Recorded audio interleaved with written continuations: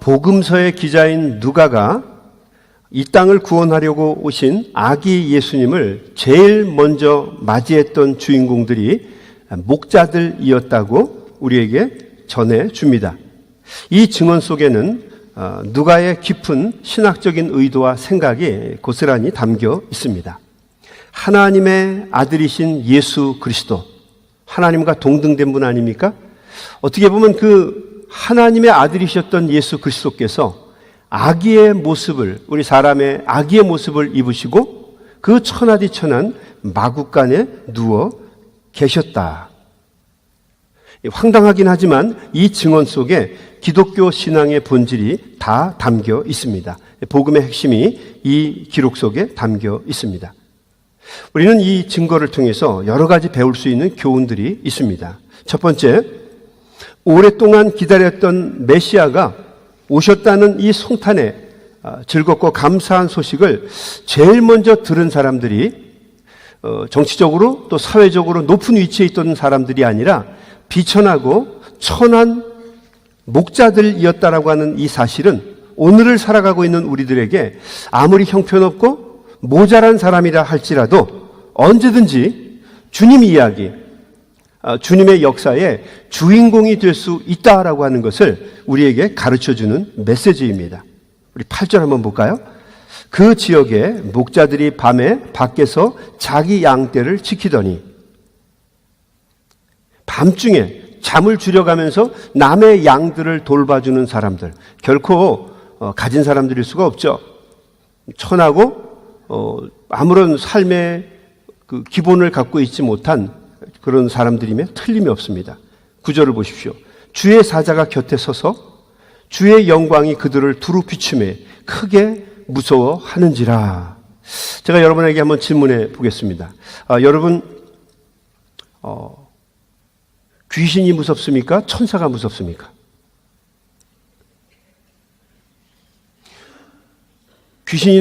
여러분 생각에는 귀신이 나타나면은 무서울 것 같고 천사가 나타나면은 반가울 것 같습니까? 어떠세요? 귀신이 무서울 것 같아요? 천사가 무서울 것 같아요? 귀신이 무서울 것 같아요? 그럼 거기가 거기입니다. 귀신이 나타나든 천사가 나타나든 둘 다 영적인 존재라 무섭긴 매한가지예요.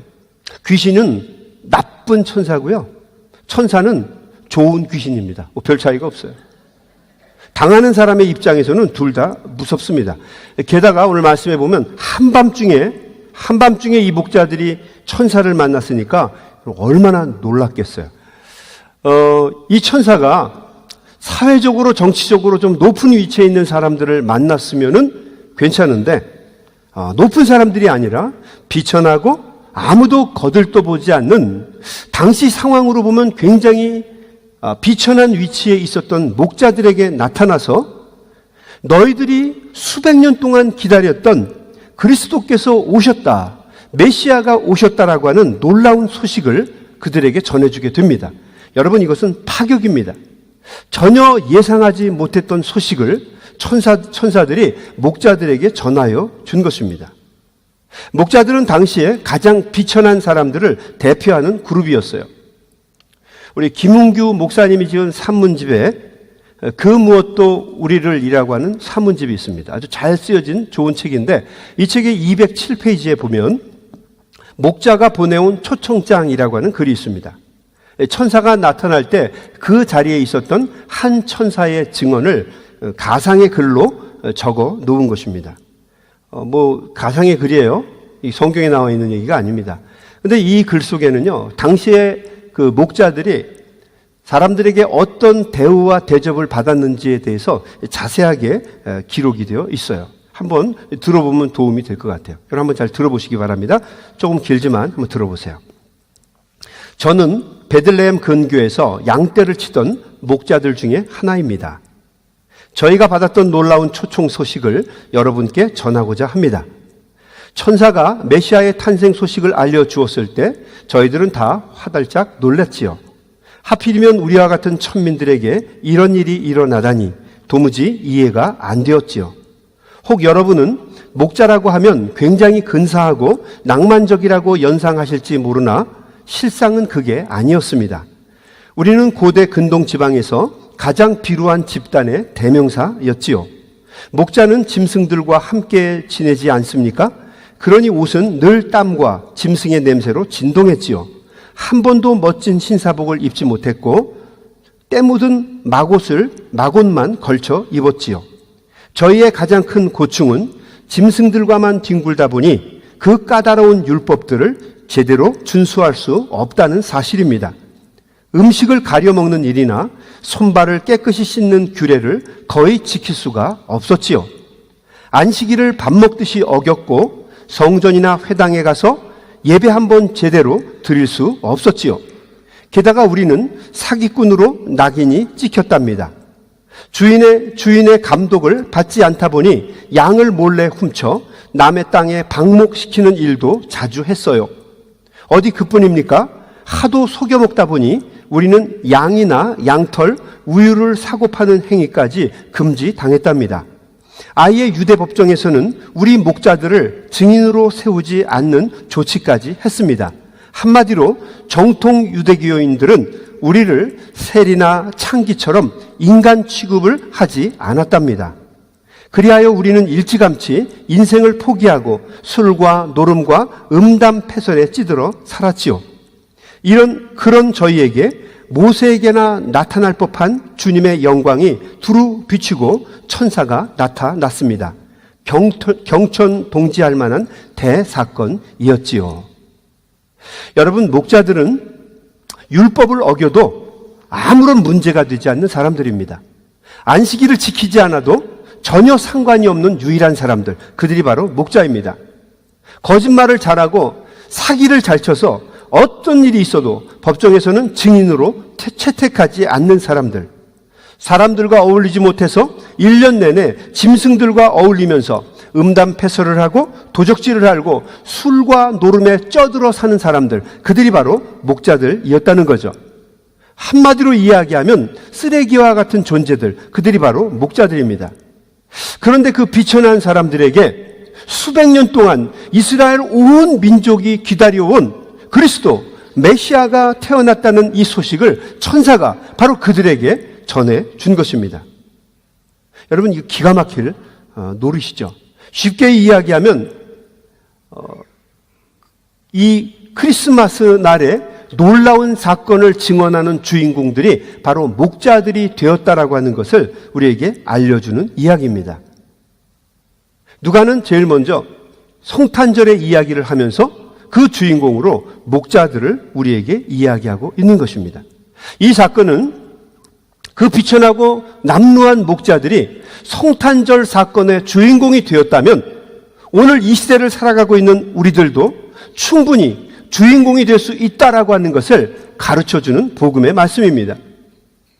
목자처럼 힘든 삶을 사는 사람들, 스스로 판단할 때 나는 배우지도 못했고 가진 것도 없고 늙었고 무능하다고 무력하다고 생각하는 사람들조차도 하나님의 역사 속에서 성탄의 주인공이 될 수 있다라고 하는 것을 누가는 우리에게 가르쳐 주는 것입니다. 밤에 잠을 자지 못하고 깨어서 노동을 하고 일을 해야 되는 딱한 분들이 오늘날에도 있죠. 특별히 우리가 살아가고 있는 이 이민의 땅에서는 너무도 흔한 일입니다. 밤에 일을 해야만 먹고 살아갈 수 있는 힘들고 지친 분들. 간호사님들도 그런 분들이 많아요. 남들 다 잘 때 야간에 일을 합니다. 환자들이 힘들어하고 괴로워하는데 밤새껏 잠도 못 자고 여기 갔다 동분서주하면서 환자들을 돌보는 힘든 일을 합니다. 이런 피곤하죠. 야간에 남의 업체들을 경비 서줘야만 먹고 살아갈 수 있는 분들. 월마트와 같은 큰 슈퍼스토어에서 밤에 철야를 해야만 살아갈 수 있는 그런 분들. 한밤중에 오피스에서 청소를 하시는 분들. 층층이 돌아다니면서 휴지통을 다 비우는 거예요. 뭐 휴지통이 한두 개입니까? 몇백 개가 되죠. 그거를 전부 다 일일이 버리고 비닐을 새로 깔고 이런 일들을 하는 거예요. 베이큐음을 돌려야 하고요. 물 청소를 해야 되고요. 테이블 같은 것을 다 청소를 해야 됩니다. 남 코를 자고 있을 그 시간에 얼마나 피곤하고 얼마나 힘들겠어요. 우리 교회도 그런 분들이 꽤 많이 있어요. 그분들이 저한테 이렇게 얘기합니다. 목사님, 이게 인생인가요? 저 힘들어 죽겠어요. 피곤해요, 목사님. 어떤 때는 제가 기도하려고 해도 기도하는 것조차도 귀찮아 하시는 분들이 있어요. 생이 쪄들고 힘들어요. 그런데 여러분 기억하십시오. 아무리 쪄들고 힘들어도 우리의 삶을 붙잡아 주시고 내 영혼을 인도하셔서 하나님의 나라를 유업으로 주실 우리의 구주께서 나와 함께 하시고 나를 지키시기 위해서 아기 예수로 오셨고 나의 구주가 되어주셨다고 하는 것을 여러분 기억하십시오. 목자같이 비천한 사람이 그 성탄절의 주인공이 되었다면 당연히 어렵고 힘든 삶을 사는 우리라 할지라도 성탄절의 주인공이 충분히 될 수 있다는 것입니다. 여러분은 성탄절의 주인공입니다. 아멘? 우리는 자부심과 긍지를 가지고 열심히 살아갈 수 있는 거예요. 가진 것도 없고 여러 가지 면에서 열악하고 부족하지만 그럼에도 불구하고 알차고 가치 있고 보람 있게 의미 있게 행복하게 살아갈 수 있는 복된 인생이 되는 것은 아무리 힘들고 어려운 일이 있어도 우리를 붙잡아 주시는 주님께서 나의 구주가 되기 위해서 이 땅에 오셨기 때문이라는 거죠. 바로 여러분들이 성탄절의 주인공입니다. 두 번째, 오늘 이 말씀을 통해서 우리가 깨닫는 것 중에 하나는 왕 중의 왕이신 하나님의 아들 예수 그리스도께서 하늘의 보좌를 버리시고 천하디천한 그 마국간의 구유, 짐승들의 염을 통해 오셔서 거기에 누우셨다는 이 이야기는 오늘날 우리 이 시대를 살아가고 있는 우리들에게 아무리 우리가 보잘것없는 삶의 현실에서 살아간다 할지라도 언제든지 주님께서 내 삶 속에 임재하실 수 있다라고 하는 것을 우리에게 알려주는 복음의 말씀입니다. 그리스도, 메시아 그러면 화려한 왕궁이 맞는 용어입니다. 이 땅을 구원하실 메시아, 그리스도는 화려한 곳에서 오시면 좋죠. 높은 자리에서 오시면 좋죠. 근데 주님께서는 그렇게 오시지 않았어요. 누추하고 초라한 마국간에 사람의 모습을 입으시고 그것도 무기력한 아기의 모습으로 화육하셨습니다. 11절 말씀. 오늘 다윗의 동네에 너희를 위하여 구주가 나셨으니 곧 그리스도 주시니라. 너희가 가서 강보에 쌓여 구유에 누워 있는 아기를 보리니 이것이 너희에게 표적이니라. 세상을 구원하실 메시아 그리스도가 이 땅에 오셨다는 겁니다. 그런데 그 메시아가 누워있는 자리가 화려한 금침대의 자리가 아니라 짐승의 밥통인 여물통 구유에 누워 계시다는 거죠. 여러분, 이게 굉장히 황당한 얘기예요. 쉽게 얘기하면 이런 겁니다. 우리 남자들 양복, 아주 유명한 양복이 뭐죠? 키톤이라고 하는 양복 아시나요? 키톤에서 만든 양복? 알 필요 없어요. 모르시면 그냥 뭐 고민하지 마세요. 뭐 브리오니, 회사 명칭이면 브리오니, 키톤 뭐 이런 거래요. 뭐 몇 억이래요, 양복 하나가. 그런 옷, 그런 양복을 입고 또 조르지오 아르마니 그 넥타이 하나가 뭐 한 1,000불이 넘는다는데 그 넥타이를 쫙 내고 그리고 청바지, 반바지를 입은 거하고 똑같은 거예요. 이게 매치가 되지 않는 겁니다.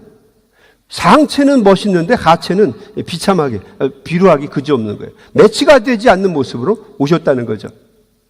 이 말씀을 통해서 우리가 배울 수 있는 교훈 중에 하나는 아기 하나님이신 예수님께서 화려하고 안락한 침대를 버리시고 짐승의 여물통을 침대로 쓰셨다라고 하는 이 이야기는 아무리 더럽고 추한 내 인생이라 할지라도 언제든지 예수님을 모실 수 있는 처소가 된다라고 하는 것을 우리에게 가르쳐주는 말씀입니다. 이 세상에 예수님을 영접하지 못할 만큼 더럽고 추한 사람은 한 사람도 없습니다. 아무리 죄를 짓고 욕심이 많고 또 나만 아는 이기적인 삶을 살았다 할지라도 회개하고 주님, 내 삶에 임하셔서 나의 구주가 되시고 내 인생을 붙잡아 주시옵소서 이렇게 고백하는 사람이라고 한다면 주님이 언제든지 우리의 삶 속에 임재하신다는 거죠. 슬픔이 있고 돌이킬 수 없는 아픔이 있고 상처가 있고 망가지고 망가진 영혼이라 할지라도 주님 오셔서 내 삶 속에 임하시고 나의 주인이 되어 주시옵소서 고백하면 우리 주님께서는 우리의 삶 속에 임재하셔서 우리의 주인이 되어 주시고 우리를 붙잡아 주시고 구세주가 되어 주신다는 거죠. 아멘. 여러분, 이 축복이 저와 여러분에게 있게 되길 주의 이름으로 축원합니다. 목사님, 나는 월남전에서 얼마나 많은 사람을 죽였는지 몰라요. 목사님 같이 똑같이 생긴 사람들을 저는 총으로 수류탄으로 많이 죽였어요. 그래서 저는 예수님을 믿고 싶어도 믿을 수가 없습니다. 이렇게 저한테 이야기하셨던 백인 아저씨도 있었어요. 괜찮아요. 예수님을 모를 때 그렇게 한 걸 어떡하겠어요? 아프겠죠? 힘들겠죠? 앞으로 치러야 될 대가가 많겠죠? 그래도 그 망가진 영혼이라 할지라도 주님, 내가 너무 힘들어요. 내가 죄책감 때문에 너무 아프고 고통스러워요. 나는 당신이 필요합니다. 주님, 내 삶 속에 오셔서 나의 주인이 되어 주시옵소서, 나의 구세주가 되어 주시옵소서 고백하면 주님께서는 언제든지 마치 그 천하고 그 더러운 마구간의 여물통에 누우셨던 것처럼 우리의 삶 속에 임하셔서 강림하셔서 나의 구세주가 되어 주신다는 거죠. 주님의 사랑에서 벗어난, 주님의 사랑에서 제외된 영혼은 한 사람도 없다라고 하는 것을 오늘 우리가 이 말씀을 통해서 다시 한번 깨닫게 됩니다. 바라고 소망하기는 여러분의 삶 속에 하나님이 주시는 은혜와 평안과 축복이 임재가 충만케 되시기를 주의 이름으로 간절히 축원합니다. 세 번째, 우리가 오늘 이 말씀을 통해서 받을 수 있는 은혜 중에 하나는 왜 하나님의 아들이신 그리스도가 아기의 모습으로 오셨느냐라고 하는 겁니다. 왜 아기의 모습으로 오셨을까요? 멋있는 메시아, 강력한 모습으로 오시면 어떻겠어요? 낮은 자리가 아니라 높은 자리에 오면 더 효과적이지 않을까요? 없는 사람이 아니라 가진 자, 그러면 오히려 사람들을 더 이끌어가기에 더 멋있는 메시아의 모습이 아닐까요? 근데 주님은 그렇게 오지 않으셨어요. 왜일까요? 이 땅에 영광과 평화를 주시기 위해서 주님께서 그렇게 오셨다는 겁니다. 아기 예수님은 하나님께 영광이요, 하나님을 기쁘시게 하고 이 땅에 사는 우리 모두에게 평화와 기쁨을 주시는 모습을 주시기 위해서 아기의 모습으로 이 땅에 오셨다는 겁니다. 여러분, 이스라엘 사람들이 동경하고 꿈꾸던 메시아의 상은 피의 메시아입니다. 블랙 메사이아예요. 끊임없이 사람에게 복수하고 칼을 휘두르는 메시아예요. 그래서 정말 수천 년 동안 이스라엘 백성들을 괴롭히고 압제하고 수탈하고 힘들게 했던 그 적들, 그들을 섬멸해버리는 강력한 능력을 가지고 있는 메시아여야만 합니다. 그들은 너무 무능하고 무력하고 너무 많은 고난을 당했기 때문에, 한이 많기 때문에 강력한 힘을 가진 하늘의 존재가 내려와서 하나님의 천사인 메시아, 사도인 메시아가 내려와서 자기네들의 원수를 갚아주기를 원하는 거예요. 그게 메시아니즘의 핵심입니다. 자이오니즘, 시오니즘이라고 하는 말의 핵심은 복수예요. 복수주의입니다. 로마 병사들을 다 쓸어버리는 거예요. 바빌론 군대들을 섬멸하는 겁니다. 애굽 사람들을 밟아버리는 거예요. 그게 이스라엘 사람들이 생각했던 메시아의 모습이에요. 보복하고 피를 뿌리는 피의 메시아. 근데 하나님의 뜻은 그게 아니었죠. 하나님의 마음은 그런 게 아니에요. 하나님이 원하시는 메시아, 그리스도는 그런 모습이 아닙니다. 이 땅에 평화를 주는 메시아예요. 사람들에게 기쁨을 주고 소망을 주고 평안을 주는 메시아. 하나님께는 영광을 돌리고 기쁨을 주는 메시아. 온 세상을 피스풀하게 만들어줄 수 있는 메시아. 이것이 바로 하나님이 원하시는 메시아의 모습이었다는 거죠. 칼이 아니라 기쁨과 평화를 줄 수 있는 존재이어야만 합니다. 그러니까 당연히 아기의 모습으로 오는 것은 옳습니다.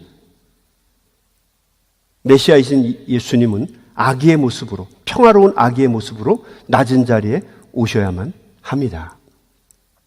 여러분, 아이들을 한번 잘 보세요. 아기들 중에서 이쁘지 않은 애들이 없어요. 놀랍지 않습니까? 물론 엄마 아빠가 조금 이 알력이 조금 딸려가지고요, 애가 그 피해를 보는 경우가 있어요. 그래도 그래도 애들은 다 예뻐요. 눈이 양 반짝반짝 빛나죠. 바둑알처럼 반짝반짝 빛나고요. 검은 동자와 흰 동자가 싹 나눠져 있어요. 마치 그 하얀 백설에 먹물을 딱 껴진 것처럼 아주 눈들이 예뻐요. 근데 목사님 왜 저는 지금 일어나요? 그 지경이 되게 된 거는요, 여러분, 하나님이 그렇게 하신 게 아니에요. 여러분이 그렇게 만든 거지. 하나님이 처음에 우리에게 의도하셨던 모습은요, 아기와 같은 모습이었어요. 맑고 깨끗하고 옹알이하는 그 아기들의 모습, 여러분 얼마나 예쁩니다. 예쁩니까? 손가락이나 발가락을 보세요. 얼마나 앙증맞고 귀여워요. 이렇게 좀만 흔들어주면 막 깔깔깔 웃죠, 아기들이. 너무너무 예뻐요. 조금 큰 아이들인데 오늘 나와서 이렇게 율동을 하니까, 여러분 율동하는 애들 보면서 얼굴 찡그리는 분들이 있나요? 한 사람도 없어요. 다 흐뭇해하잖아요. 조그만 아기를 이렇게 주면은요, 아무리 무뚝뚝하고 목석 같은 사람도요, 아기를 주면 다 조심해서 받아요. 이렇게 받아요. 그 아기를 보면은요, 막 웃습니다. 저 인간도 웃네? 그 생각이 들 정도로 웃어요. 뚝 있던 사람도 애를 받으면, 그리고 애들을 보면 늘 배우지도 않았는데, 뭐, 사교육을 받지 않았는데도 하는 언어가 있죠. 뭐예요? 깍꾹 그래요. 깍꾹 그러면서 애들한테 막 재롱을 떨어요. 아무리 무섭게 생긴 사람들도 애기의 모습, 평화로운 모습을, 숨겨져 있는 그 모습을 나오게 하는 존재, 그게 바로 아기들이라고 하는 거죠. 아기들을 안고 있으면 여러분 웬만하면 다 예쁜 모습으로 가게 된다는 거죠. 예수님이 바로 그 평화의 상징인 아기의 모습으로 이 땅에 오신 것입니다. 누가는 당시 예수님이 태어나시던 성탄절의 모습을 우리에게 이렇게 전해줍니다. 13절. 호련히 수많은 천군이 그 천사들과 함께 하나님을 찬송하여 이르되, 14절. 지극히 높은 곳에서는 하나님께 영광이요, 땅에서는 하나님이 기뻐하신 사람들 중에 평화로다 하시니라. 지극히 높은 곳, 그곳에서는 하나님을 기쁘시게 하는 영광이 있고, 이 땅에 사는 모든 사람들에게는 하나님이 주시는 평화가 충만하게 하시려고 아기 예수님이 이 땅에 오셨다는 거죠. 여러분, 영광과 평화가 임한 날이 크리스마스입니다. 그래서 이 크리스마스라고 하는 이 말 앞에다가 메리라고 하는 형용사를 쓰는 거는 참 잘한 표현이에요. 적절한 표현입니다. 메리 크리스마스. 즐거운 크리스마스. 기쁨이 넘치는 크리스마스. 행복한 크리스마스. 크리스마스를 우리가 어떻게 지내야 할지에 대한 정확한 의미 규정이 거기에 담겨 있는 거예요. 메리. 아무리 힘들고 어려운 일이 있어도 성탄절은 여러분 행복해야 됩니다. 기뻐야 하고요. 즐거워야 합니다. 마음에 싸움이 있고 분쟁이 있고 근심과 걱정이 있어도 성탄절에는 이 모든 것들이 다 해결이 되어야만 합니다. 기쁘고 즐겁고 평화로워야만 합니다. 여러분, 이 성탄절은 언제나 새로운 기쁨이, 새로운 평화가 주어지는 날입니다. 오늘 이 성탄절에 여러분의 삶 속에 찌들리고 힘들고 어려운 여러분의 삶 속에 하나님이 주시는 평화와 기쁨이 충만하게 되시기를 주님의 이름으로 간절히 축원합니다. 여러분, 크리스마스에는 기쁨이 회복돼야 합니다. 크리스마스에는 힘들고 어려운 한 해를 지내오면서 어려웠던 우리의 모든 삶이 잠잠해지고 아기 예수께서 우리에게 주시는 평안이 우리의 마음속에, 우리의 삶 속에 가득해야 될 줄로 믿습니다. 여러분, 저는 여러분이 한 해를 지내오시면서 얼마나 힘들고 어려운 일을 보내오셨는지 잘 알아요. 2017년에는 유독 더 건강 때문에 고생하시는 분들이 참 많았어요. 어제는 제가 말씀을 준비하면서 이렇게 눈을 감고 생각을 해보니까 참 우리 성도님들 중에서 정말 건강 때문에 고통받은 사람들이 너무너무 많았어요. 간 이식 수술을 받으신 분, 암 때문에 수술을 하신 분들 왜 이렇게 많으신지. 여러분, 2018년은 제발 좀 아프지 마세요. 아프지 마세요. 건강하십시오. 건강하십시오. 건강하세요. 사업이 안 돼서 참 힘들어 하시는 분들 많이 보았어요. 목사님, 이거 잘 돼야 됩니다. 저 좀 축복해 주세요. 그런 분들이 있었고요. 너무너무 안타까운 분들 많았어요. 어떤 분은 사업이 안 돼서 사업을 접은 분들도 있었어요. 영주권이 없어가지고요. 추방당할까봐 어려움 당하는 사람도 있었고요. 그것과 연관된 문제 때문에 고통받는 가족들도 참 많았어요. 여러 가지 갈등이 끊임없이 우리의 삶 속에 있었고 참 많은 어려움들을 사람들이 겪었습니다. 그런데 여러분 기억하십시오. 오늘은 여러분이 분명히 하십시오. 아무리 우리가 살아가면서 힘들고 어려운 고난과 역경이 있다 할지라도 이 모든 것을 다 뛰어넘을 수 있는 우리에게 힘과 능력이 되시는 구세주이신 예수 그리스도가 오늘 우리의 삶 속에, 내 삶 속에 강림하신 날입니다. 주님을 내가 붙잡고 있으면 어떠한 고난과 역경도, 심지어는 죽음이라 할지라도 우리가 능히 이길 수 있는 힘과 능력을 갖게 될 줄로 믿습니다. 2000년절 절망 속에서 아무런 꿈과 낙이 없이 양들을 치고 있던 목자들에게 이 땅을 구원하실 아기 예수가 오셨다라고 하는 기쁨의 소식이 전해져서 그들에게 결코 세상에서 빼앗길 수 없는 평화가 임했던 것처럼 오늘 2017년도에 아기 예수의 탄생을 경험하는 이 성탄절에 하나님이 주시는 평안과 기쁨과 소망이 예배를 드리고 있는 우리 아틀란타 한인교회 가족들의 삶 위에 가득가득 차고 넘치시기를 주님의 이름으로 간절히 축원합니다.